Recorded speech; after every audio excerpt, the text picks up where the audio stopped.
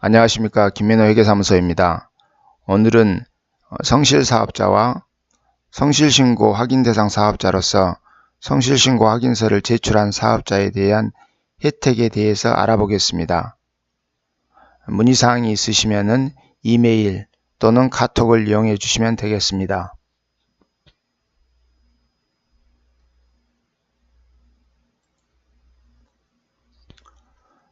성실사업자 또는 성실신고 확인대상 사업자, 여기서는 그냥 성실신고 확인서 제출 사업자라고 하겠습니다. 이 사업자들에 대한 특별한 혜택이 있는데, 그게 의료비 세액공제 또는 교육비 세액공제, 월세 세액공제라는 게 있습니다. 원래 의료비라든지 교육비는 원칙적으로 근로소득자만 혜택을 줍니다. 근로소득자들만. 그렇지만은 일정한 요건을 갖춘 경우에는 성실사업자 또는 성실신고 확인서 제출한 사업자에 대해서도 의료비 공제라든지 교육비 공제 또는 성실사업자인 경우에 월세세액 공제가 가능합니다. 이 경우에는 의료비하고 교육비는 해당 지출 금액의 15%를 세금에서 공제해 주고요. 월세의 경우에는 지급한 월세의 10%를 세금에서 공제를 해줍니다. 다만 이런 혜택도 불성실하게 신고한 혐의가 있는 경우에는 공제 혜택 받았던 세금을 다시 추징합니다. 그게 뭐냐면은 수익 금액을 20% 이상 누락해서 신고해 가지고 추후에 이제 경정받은 경우에는 그 혜택을 다시 추징합니다. 그리고 두 번째로는 경비를 허위로 20% 이상 계상해 가지고 나중에 적발됐을 경우에는 당초에 받았던 이러한 혜택에 대해서 다시 추징되게 되어 있습니다.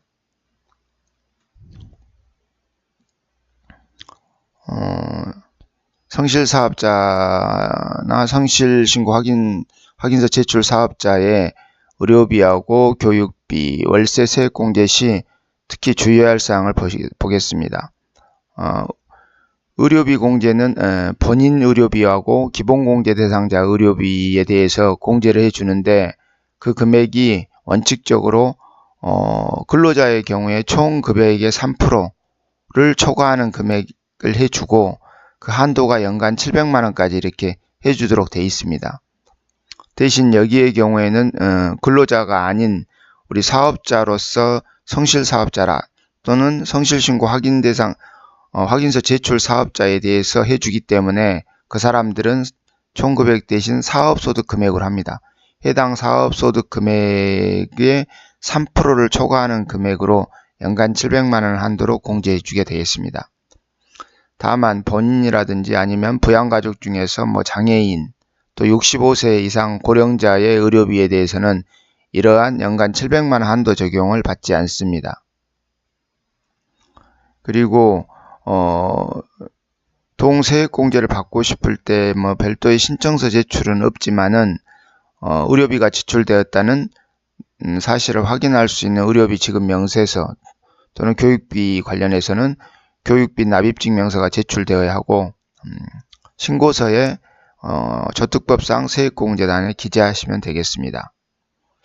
동혜택에 대해서는 농어촌특별세 20%가 부과된다는 것입니다. 그리고 최저한세 적용 여부를 또 검토해 주셔야 되겠습니다.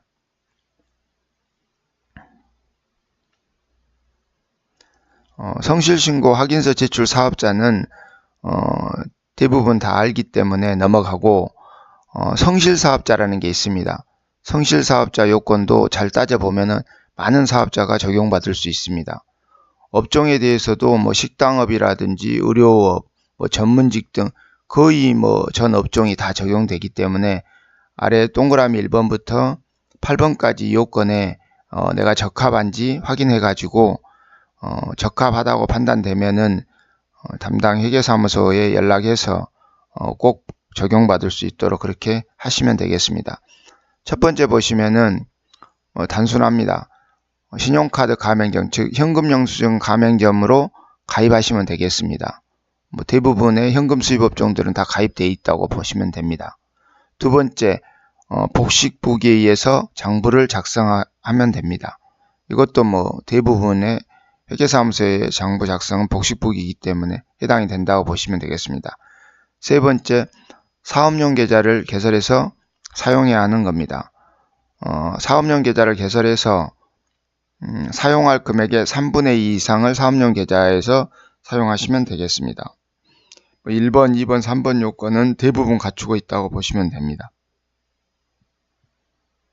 네 번째는 보시면은 해당 수익 금액이 어느 정도 유지를 하고 있습니다. 직전 3개 과세 기간에 평균 수익 금액의 90%, 최소한 90% 이상은 유지를 해줘야만이 성실사업자로 볼 수 있습니다. 그 다음에 다섯 번째로는 최소한 3년 이상 사업을 하고 있어야 가능합니다. 3년 이상 계속 사업자의 경우에만 적용이 된다는 것입니다. 그리고 여섯 번째로는 신고일 현재, 그러니까 5월 31일이나 아니면은 6월 30일 이때 신고일 현재 국세 체납 사실이 없어야 됩니다. 국세 체납 사실이 없어야 되고요. 그 다음에 일곱 번째로 보시면은 세금계산서 관련해 가지고 허위세금계산서 발행이라든지 허위세금계산서 수치로 이러한 사실이 없어야 됩니다. 저 생각에는 여러 해가 아니라 해당 사업년도, 그러니까 즉 2016년 분을 이번에 신고하기 때문에 2016년도 분에 대한 것부터 검토하면 되지 않을까 싶습니다. 그 다음에 여덟 번째 보시면은 과세기간 개시일 현재니까 2016년 1월 1일 현재, 그로부터 직전 3개 과세기간, 이게 15, 14, 13년도에 대해서 혹시 그 세무조사라든지 아니면은 경정을 받아가지고 소득금액이 최소 10% 이상 경정되면 안 됩니다.